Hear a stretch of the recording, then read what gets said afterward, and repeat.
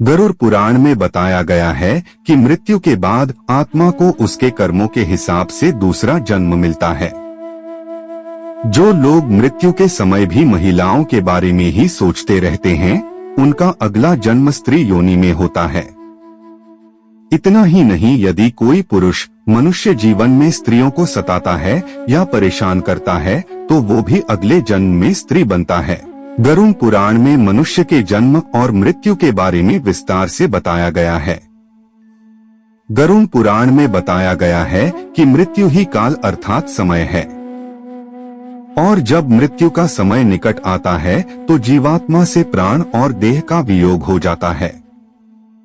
प्रत्येक मनुष्य के जन्म और मृत्यु का समय निश्चित होता है, जिसे पूरा करने के बाद ही मनुष्य को मोक्ष की प्राप्ति होती है और वह पुनः दूसरे शरीर को धारण करता है। परंतु जब किसी की अकाल मृत्यु हो जाती है तो उस जीवात्मा का क्या होता है और अकाल मृत्यु किसे कहा जाता है, तो आइए आप भी जाने इस बारे में कुछ जरूरी बातें। गरुड़ पुराण में बताया गया है कि मनुष्य के जीवन का 7 चक्र निश्चित है।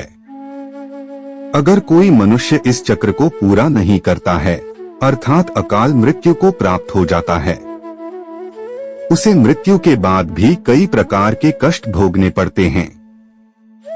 गरुड़ पुराण के सिंहावलोकन अध्याय में बताया गया है कि यदि कोई प्राणी भूख से पीड़ित होकर मर जाता है या किसी हिंसक प्राणी द्वारा मारा जाता है या फिर गले में फांसी का फंदा लगाने से जिसकी मृत्यु हुई हो, अथवा जो विष, अग्नि आदि से मृत्यु को प्राप्त हो जाता है, अथवा जिसकी मृत्यु जल में डूबने से हुई हो, या जो सर्प के काटने से मृत्यु को प्राप्त हुआ हो, या जिसकी दुर्घटना या रोग के कारण मौत हो जाती है, ऐसा प्राणी अकाल मृत्यु को प्राप्त होता है।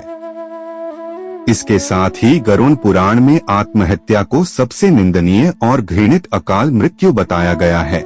इतना ही नहीं, भगवान विष्णु ने आत्महत्या को परमात्मा का अपमान करने के समान बताया है।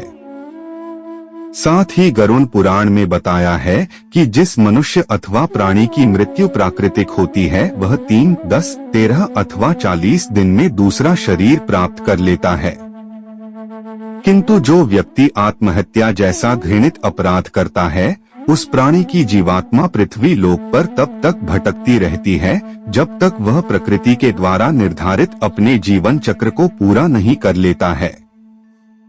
ऐसी जीवात्मा को ना तो स्वर्ग लोक की प्राप्ति होती है और ना ही नरक लोक की प्राप्ति होती है।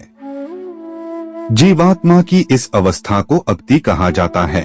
इसलिए गरुड़ पुराण में बताया गया है कि आत्महत्या करने वाली आत्मा अकाल मृत्यु को प्राप्त होने वाली सबसे कष्टदायी अवस्था में पहुंच जाती है, और अकाल मृत्यु को प्राप्त करने वाली आत्मा अपनी तमाम इच्छाएं, यानी कि भूख, प्यास, संभोग, सुख, राग, क्रोध, दोष, वासना आदि की पूर्ति के लिए अंधकार में तब तक भटकती रहती है जब तक कि उसका परमात्मा द्वारा निर्धारित जीवन चक्र पूरा नहीं हो जाता है।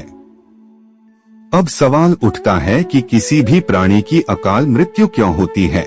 इसका भी वर्णन गरुड़ पुराण में किया गया है, जिसके अनुसार जब विधाता द्वारा निश्चित की गई मृत्यु प्राणी के पास आती हो तो शीघ्र ही उसे लेकर मृत्यु लोक से चली जाती है।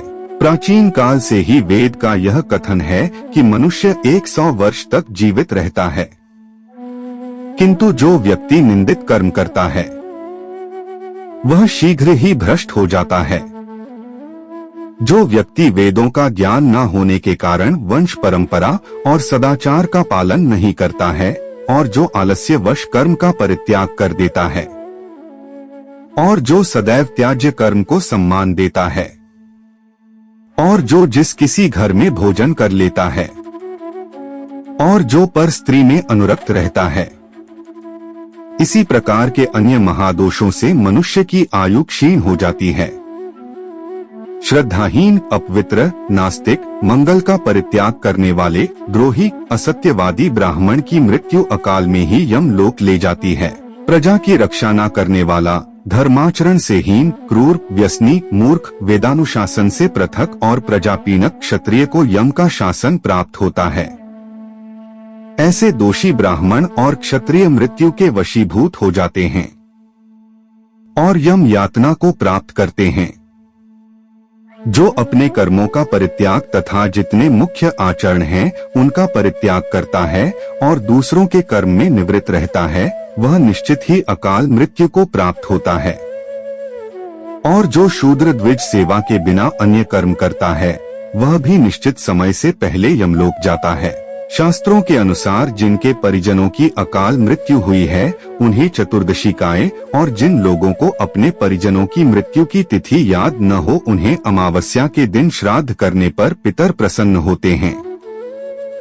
इसमें आग, पानी, सांप के डसने व किसी भी दुर्घटना से हुए अकाल मृत्यु के अलावा निसंतान व कुंवारा शरीर त्यागने वाले व्यक्तियों का श्राद्ध किया जाएगा।